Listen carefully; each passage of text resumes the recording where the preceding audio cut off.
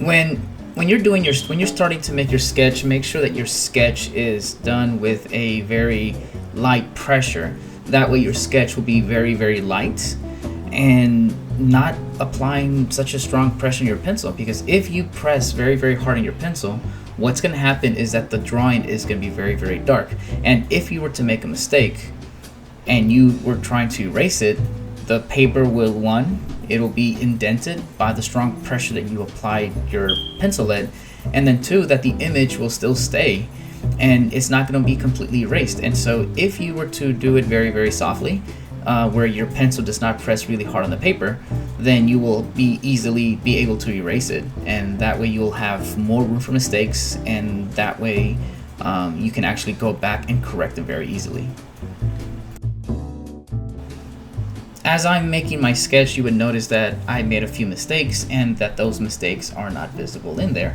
But as I'm making my sketch, I am applying the symbols that would represent me. So for example, the first image that I did was a track in cross-country metal, and then I'm making a guitar because, well, I like the sound of acoustic guitar, but I cannot play it. And so I find acoustic music to be very comfortable.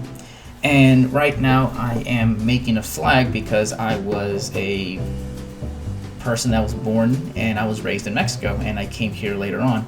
And so this flag is going to be representing the Mexican flag.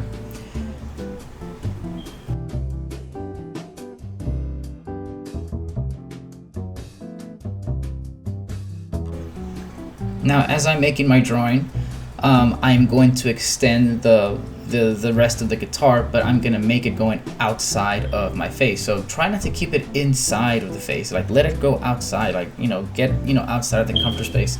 And especially with the flag, the top part of the flag is the part that is actually going outside the frame of the face. So make it seem like it's going from the inside to the outside, and that way you can break away from it can break away from the frame of the face. And lastly, the last part that is going to be part of my drawing is the Houston skyline. And so I've selected some of the buildings that have a representation of Houston, and that these can be identified. And so I'm applying simple lines, and that way I can be able to complete the cityscape in the background. And also, don't forget to apply it in the rest of your face. Don't leave much space empty. Like, try to fill up as much as you can, and try not to leave a lot of negative space.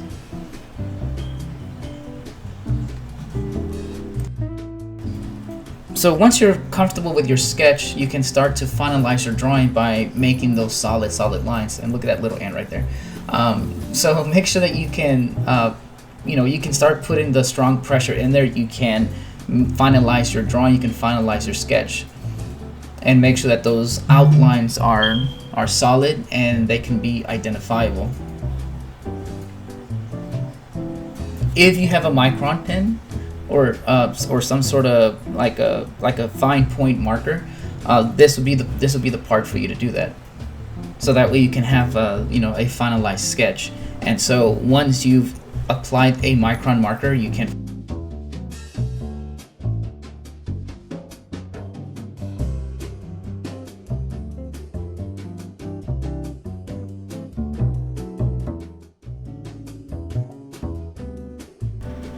A major rule when it comes to colored pencils is that when you're going to put them away, don't just put them off to the side.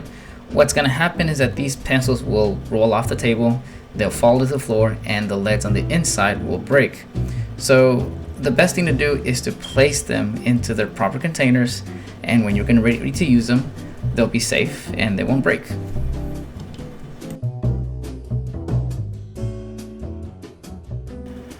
In this example, I'm going to demonstrate how to create value by mixing colors together. And so with these three colors I have as a red, I have an orange, and I have a yellow. And I will mix these three colors to create value, a color that is from the darkest and it goes to the lightest. Now notice how I blended the colors by applying the color from the very, very, very beginning. And then with the lightest color, which is the yellow, I mix all three colors together. Now let me show you once more with the blue.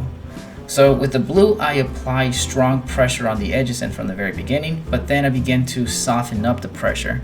So that way, when I apply the next color, there won't be that line that doesn't blend in. And so right here, the medium blue is applied and it's blending with the dark blue, and then I have the lightest blue that is blending with all three colors. And I'm going to apply that technique with a flag that I made for this drawing. And so I go for one of the darkest greens that I have, and then I apply the next green. And so right there, I'm creating a nice transitional blend of colors from darkest to lightest.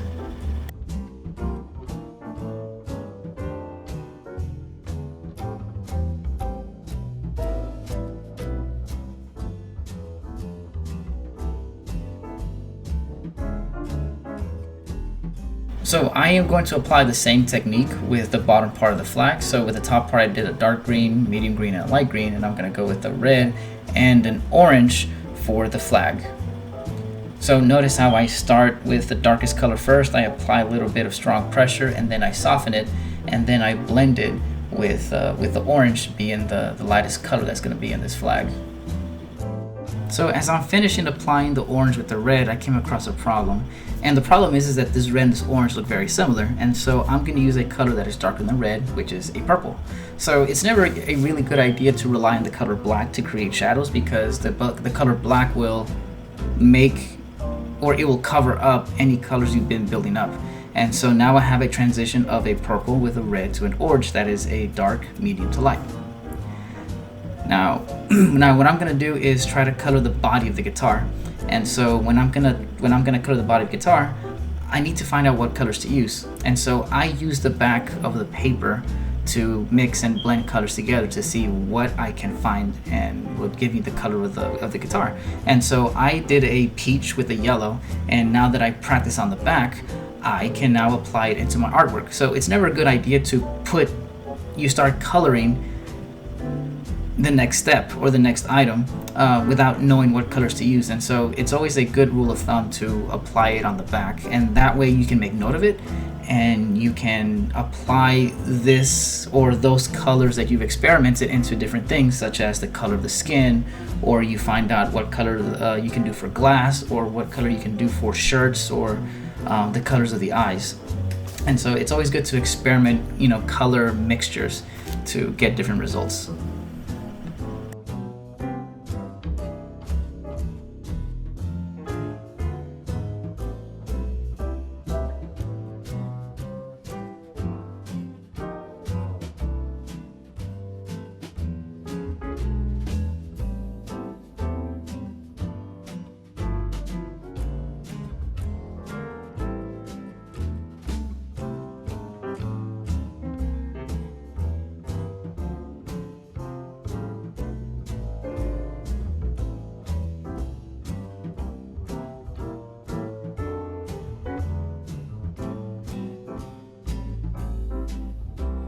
Now, as you can see, that I'm now trying to color the sweater that's in my portrait, and I'm coloring a very large space.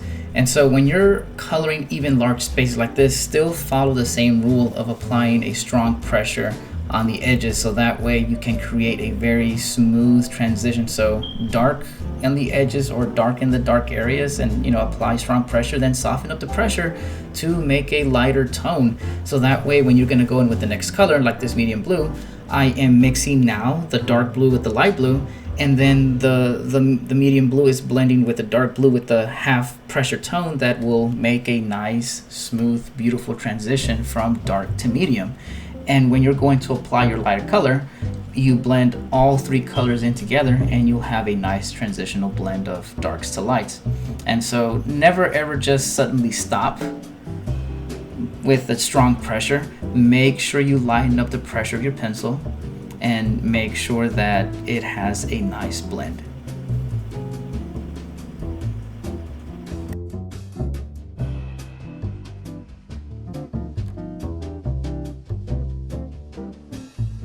So now I'm going to get my light blue, and I'm going to mix it with the first two previously applied colors of blue, and now it has a nice blend to it. the colors are mixing nicely, and then you have your nice beautiful transition from your darkest to your lightest.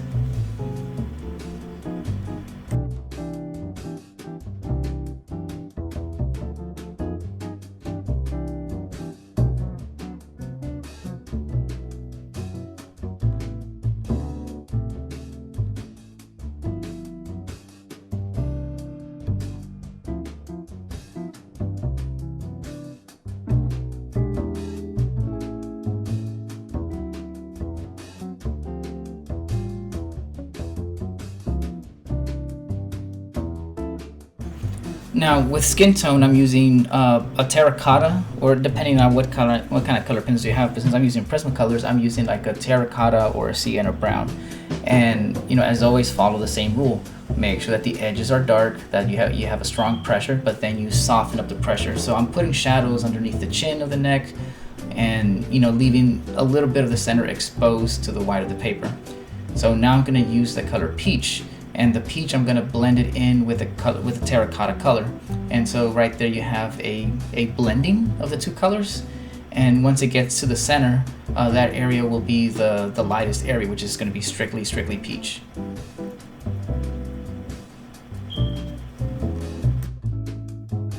So once I finish applying the color peach, I'm going to add a pink to it. Now the pink is what gives it a fleshy or a blush tone. And so you don't want to just have it just brown and a peach color, but you want to add a little bit of a blush, a little bit of flesh colors.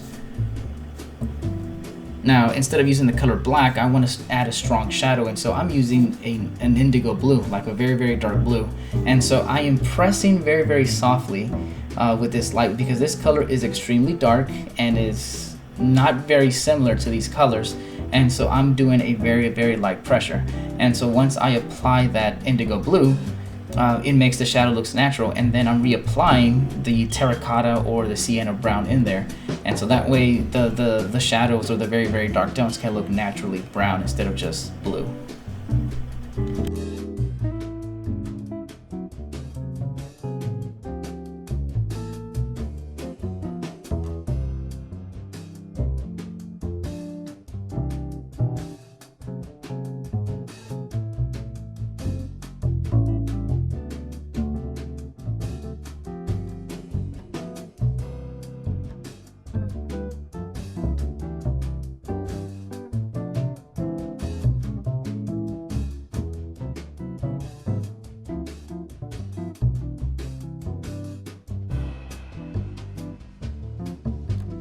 Now for the background, I'm going to be creating the same colors that I did for the flag.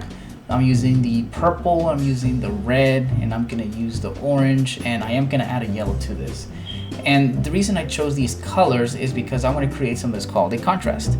Now a contrast is something that helps a certain element stand out and be more visible. And so when it comes to color, I am using the purples, red, orange, and yellows in contrast of the blue that's in the sweater. And the blue of the sweater will help the orange or the reds and the yellows and the purples stand out the most. And then of course the same thing will be the same thing can be said about the purples, the reds, orange, and yellows will help out the blue stand out. And so this contrast or this opposite help each other out. If you were to use, again, just another blue background, then it'll be too much of the same thing.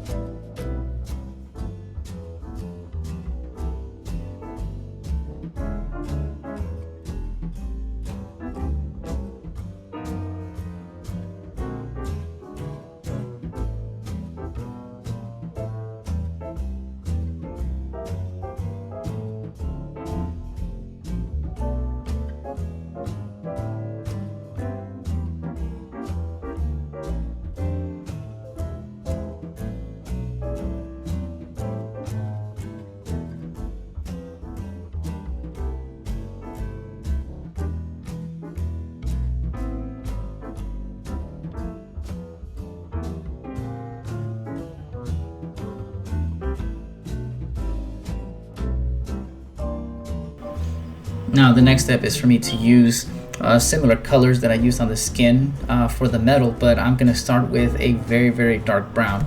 The terracotta or the sienna brown is a medium brown, but I'm starting with a dark brown. And instead of using like a peach or flesh color, I'm using a yellow. And so this will kind of give the bronzy color of the metal that it has. And so, be careful, since the spaces are very, very small. Make sure that you keep your pencil sharp, because if your pencil is not sharp, you'll be accidentally covering more areas of a color that you don't intend to. And so keep your pencil sharp and just don't apply too much color, too much of the dark color. So, just kind of make sure that you apply, very smallest amounts of the dark colors and then blend it in with the lighter colors, which is the yellows.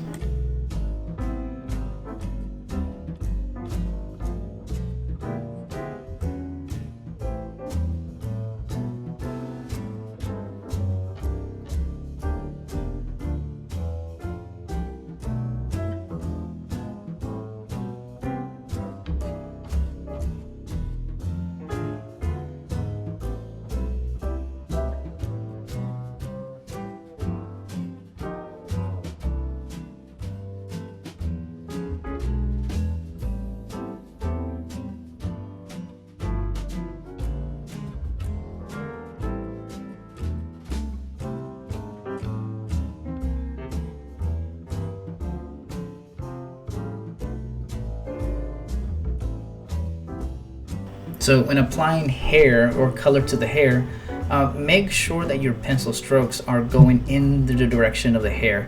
So never color the hair going vertically or horizontal, but make sure that you apply curvy lines. These curvy directions will give the hair the movement or the movement or the style that it has.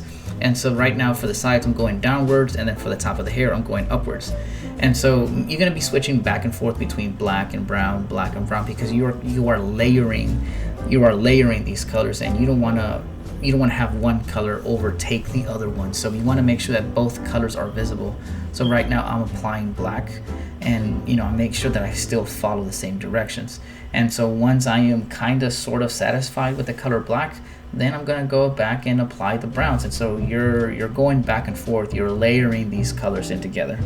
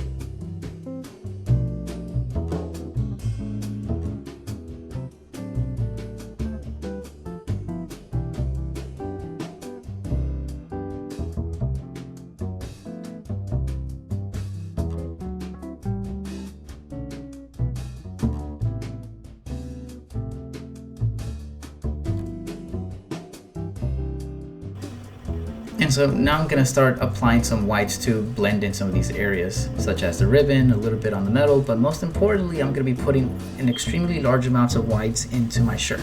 Now the shirt is naturally white, but as you notice that I applied a very light blue, because we want to give it some shadow, some value. And so I used blue instead of like the color gray or a little bit of black. The reason I used blue is because I want to create a color balance. The blue that's going to be in the shirt is also a balance with the sweater, and it's also a balance with the color that I'm using for the space that's within my face. And so that's something that I would like to call, that's something that is called a color balance. You're balancing colors throughout your whole artwork.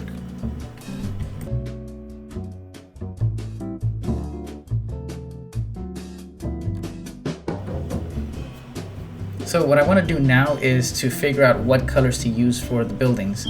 Now, I am going to experiment with a light green and a light blue. And so right now I start with the light blue, with the light green, and then I go over the light blue, and so that didn't work. So I'm going to go with the light blue first, and then I'm going to blend it in with the light green. And so that seems to blend in better. And so I'm going to put those colors into my buildings, because if I want to use blue again, I don't want that blue to be the same color as in that space that's within my face. And I hate how that sounds because it rhymes, but it's true.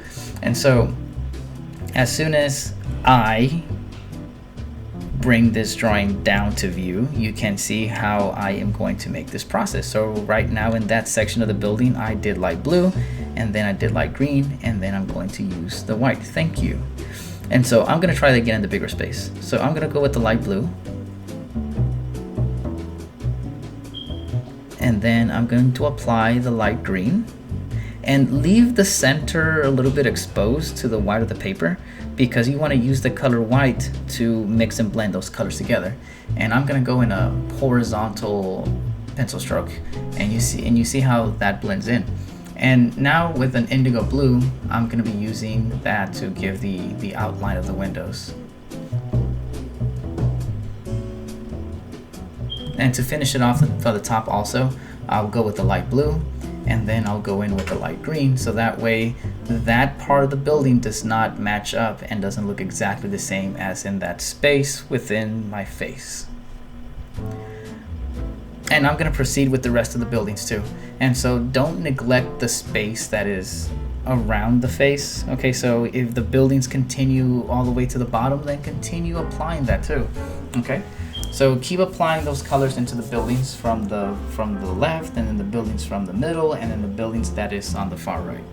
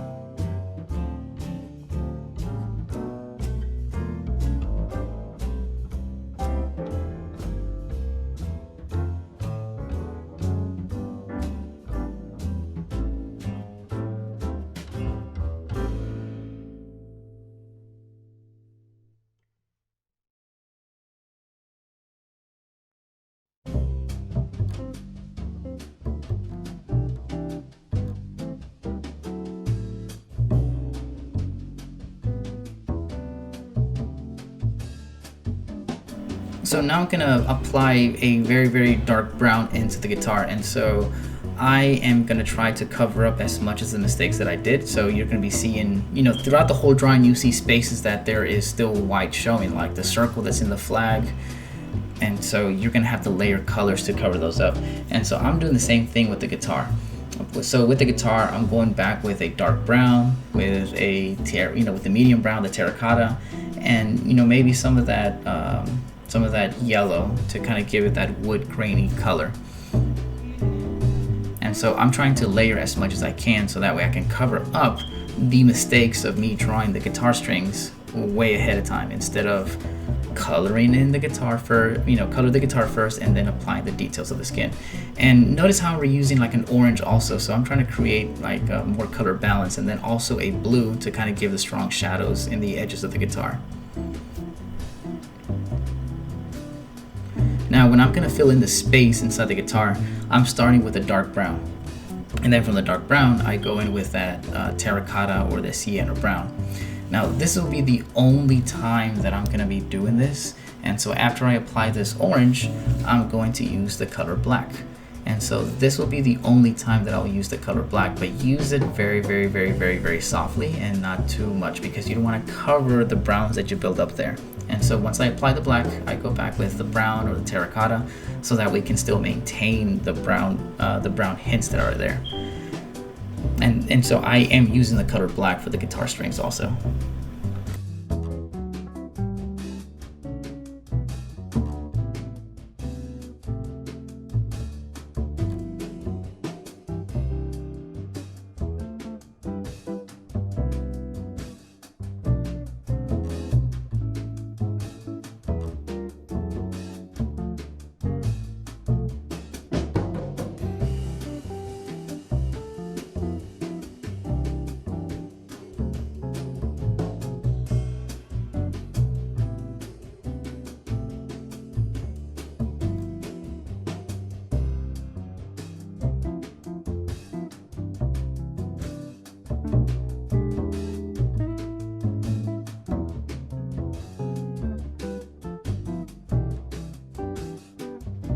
So we're almost at the home stretch, and so right now the very last couple of steps is to apply the final details. And so any areas that I missed, I'm going back with certain colors, and then I'm going to add some shadows onto the guitar handle, and so I'm going back with some blues, and then afterwards I'm going to use a white oil pastel to give some parts of my drawing some highlights. Sometimes I would go as far as to use like a little bit of a white paint to make those highlights stand out. And so the final step would be the metal. And so like I mentioned before, since the metal has very, very, very small spaces, keep your pencil sharp and be patient, because this metal has a star. And notice how the metal also has the same colors throughout the whole part of the metal. And so don't be impatient and don't rush. Keep your pencil sharp and experiment with the colors that you've been using. So I'm using the blues to kind of make some of these shadows stand out a little bit more, and also to try to give that same color blue to surround the star that's in the metal, so that way those details can be very noticeable. And so keep your pencil sharp, be patient, don't rush into this. It will get done eventually. So I would recommend that you use the last couple of steps to fill in the last details. And so things like these details like this should be the very, very last step. Cover or do everything else first, but just make sure that these are the very last steps that you do, and then add your white highlight to it, and finish the last couple of steps. But other than that, that is the complete drawing. And so I really hope that this really, really helps. And so the very last step that I'm going to do is color in the space that represents the eagle of the Mexican flag. I'm not going to write every single word detailed, but still experiment with colors and create a color balance. So I'm using the browns, the terracottas, and I'm going to use a little bit of blue for the shadow of the eagle, which of course it is going to create a color balance. It may look green, but it is a color balance. So this is how the portrait looks like in the end. So with all the practice that that you guys can take. I hope that the portraits will look as similar as this. And so I hope this video was really helpful. And if you have any questions, please do not hesitate to ask your teacher, or don't hesitate to ask me either. I'll be more than happy to help you answer any questions that you might have when it comes to this project. Well, good luck with the project, and I really can't wait to see how they look like.